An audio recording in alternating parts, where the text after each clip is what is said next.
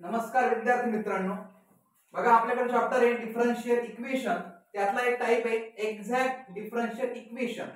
म्हणजे या टाइप मध्ये आपल्याला काय करायचं, एक्झॅक्ट दाखवायचंय आणि त्या न्यूमेरिकल आपल्याला सॉल्व्ह करायचंय. तर त्यापैकी बघा पहिलं जे एक्झाम्पल आपल्याकडे आहे, to show that 3x² - y * dx - x * dy = 0 is an exact differential equation. आता या एक्झाम्पल मध्ये आपल्याला फक्त एक्झॅक्टच दाखवायचंय आणि दुसरं जे एक्झाम्पल आपण घेऊ त्याला आपण सॉल्व्ह करू. आता लक्षात घ्या, एक्झाम्पल लिहा 3x² - y *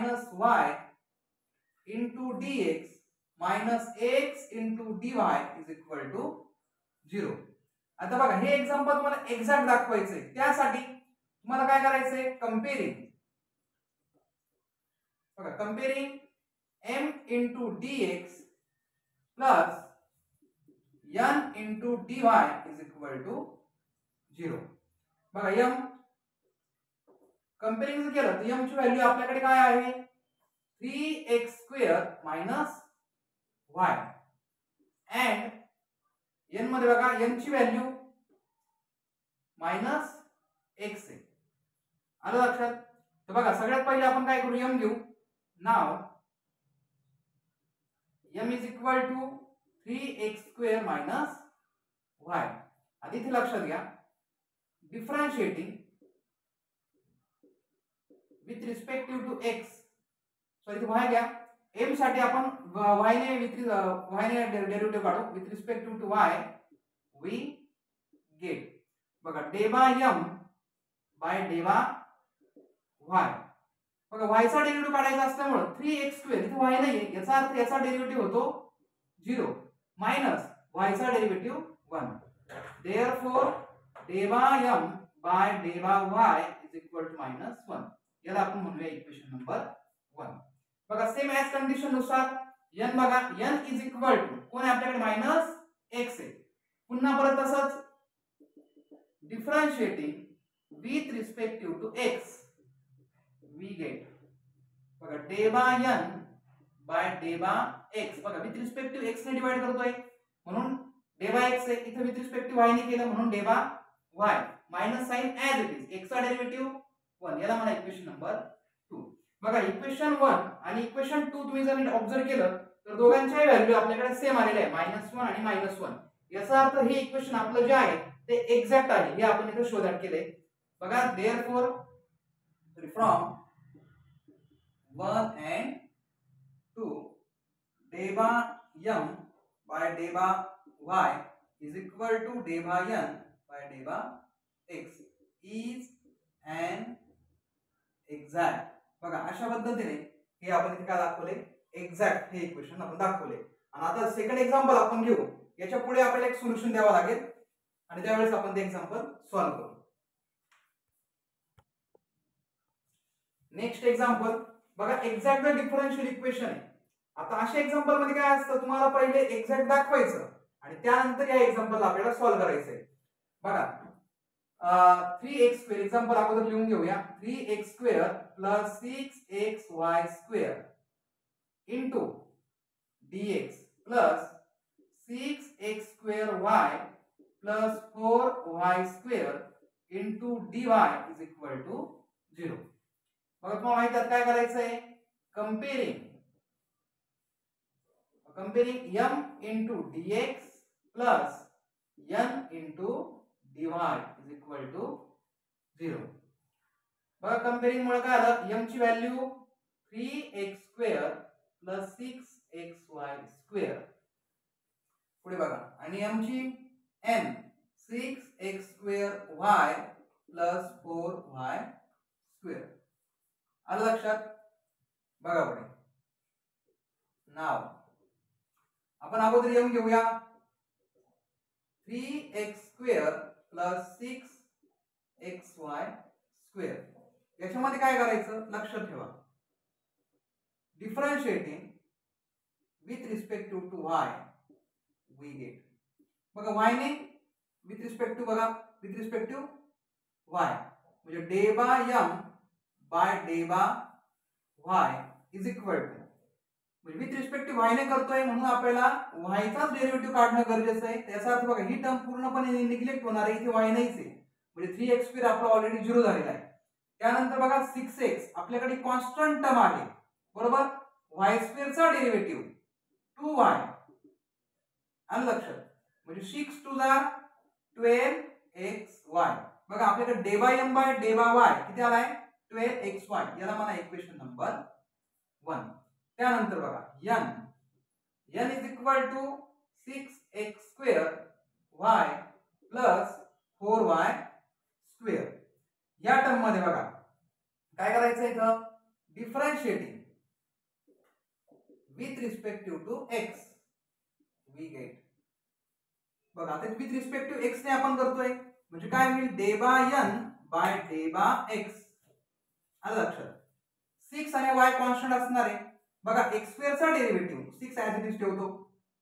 x² चा डेरिव्हेटिव्ह 2x इथे झाला आपल्याकडे y प्लस इथे y नाही बघा इथे x नाहीये विथ रिस्पेक्ट टू x ने करायला म्हणून ही टर्म आपली झाली 0. तिकडे काही लिहिण्याची आवश्यकता नाहीये.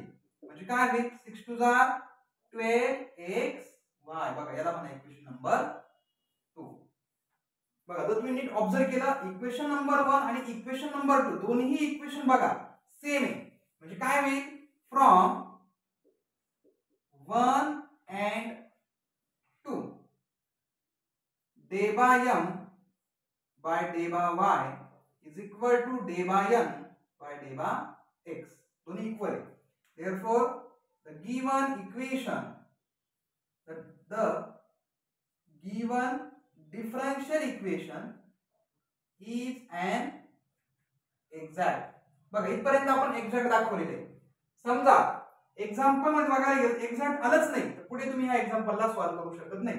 इथे काय होतंय दोन्ही एक्झाम्पल बघा आपले एक्झॅक्ट आले दोन्ही इक्वेशन बरोबर. त्याच्या पुढे आपण आता सॉल्व्ह करूया. काय करायचं लक्षात घ्या एकदम सोपं आहे. पुन्हा आपण काय करू इंटिग्रेटिंग. बघा एक स्टेप तुम्हाला मी लिहून देतो लागलं असतं m into integrate of m into dx plus integrating n into dy is equal to 0. आता बघा टाका इंटिग्रेटिंग m बघा काय देऊ 3x² plus 6xy² into dx plus integration n ची व्हॅल्यू बघा 6x² into y plus 4y² is equal to 0. आता ह्या टर्मला इथे लक्षात घ्या डेरिव्हेटिव्ह काढताना with respect to x m च्या टर्मला आपण डेरिव्हेटिव्ह काढताना विथ रिस्पेक्ट टू y करायचो. आता इंटिग्रेटिंग मध्ये काय करायचं विथ रिस्पेक्ट टू y च्या टर्म m च्या टर्म साठी विथ रिस्पेक्ट टू x ने करूया आणि y च्या टर्म्स n च्या n टर्म साठी आपण विथ रिस्पेक्ट टू x चा वापर करूया. आता बघा m टर्म आहे इथे लागेल लिहून घ्या integrating m with respect to x. लक्षात इंटिग्रेटिंग करतोय आपण m ला विथ रिस्पेक्ट टू x ने. आता लक्षात घ्या and integrating n with respect to y. आता लक्षात ठेवा m ला विथ रिस्पेक्ट टू आपल्याला x ने करायचं आहे. लक्षात घ्या x बघा इथं मला x जसं दिसतोय तिथे आपण करू 3 टर्म आपल्याकडे कॉन्स्टंट आहे याचा x चा म्हणजे x² चा इंटिग्रेशन इंटू dx आहे. इथे बघा m च्या टर्म साठी आपण x ने इंटिग्रेशन करतोय बघा म्हणून 6 आणि y² ही टर्म आपल्याकडे कॉमन निघणार आहे 6y² integration of x into dx. परत लक्षात घ्या स्टेप समजत नसेल तर m ही टर्म होती आपल्याकडे m ची टर्म आणि ही होती n ची term.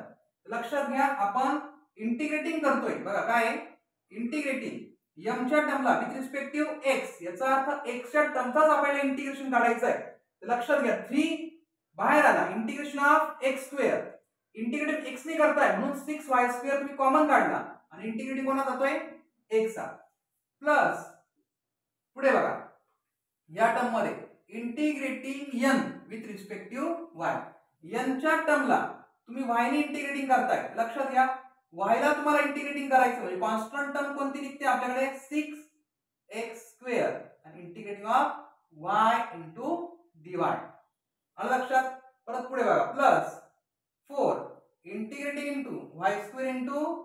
dy is equal to 0. बघा पुढे 3 ॲज इट इज एक्स स्क्वेअरचा integration x raise to n plus 1 upon n plus 1 म्हणजे x क्यूब डिवाइड बाय 3. इथे बघा 6y square as it is, याची पॉवर इथे काहीच नाही म्हणजे 1 असणार आहे ती. इथे सुद्धा x रेज टू n चा integration x raise to n plus 1 upon n plus 1 म्हणजे x स्क्वेअर बाय 2. पुढे बघा प्लस 6x स्क्वेअर, याचा इंटिग्रेशन बघा याची पॉवर 1 आहे म्हणजे x raise to n plus 1 upon n plus 1 म्हणजे y स्क्वेअर डिवाइड बाय 2. पुढे प्लस 4 y स्क्वेअर चा इंटिग्रेशन म्हणजे x raise to n plus 1 upon n plus 1 म्हणजे y cube upon 3 is equal to 0. बघा 3 3 will get cancel म्हणजे इथे आला x cube, इथे बघा 2 3 जार म्हणजे 3y square x square plus पुढे बघा 2 3 जार म्हणजे हा येतोय 3x square y square plus इथे बघा 4/3 इथे होणारे y cube is equal to 0. आलं लक्षात? बघा पुढे x cube plus 3x square y square plus 3x square y square म्हणजे हा होतो आपल्याकडे 6x square y square plus 4/3 y cube is equal to 0. तुम्ही इथे सुद्धा थांबू शकता किंवा बघा इथे तुम्हाला परत 3 दिसतोय, हा 3 आपण बोथ साइड मल्टिपल घेऊन जाऊ. बघा बोथ साइड मल्टिपल लिहिल्यामुळे काय होईल इथं 3 × x क्यूब 3x क्यूब, इथे बघा 3 6 जार 18 x square y square plus 4y cube as it is. बघा अशा पद्धतीने हे एक्झाम्पल आपण एक्झॅक्टचं एक्झाम्पल काय केले ते सॉल्व्ह केलेले.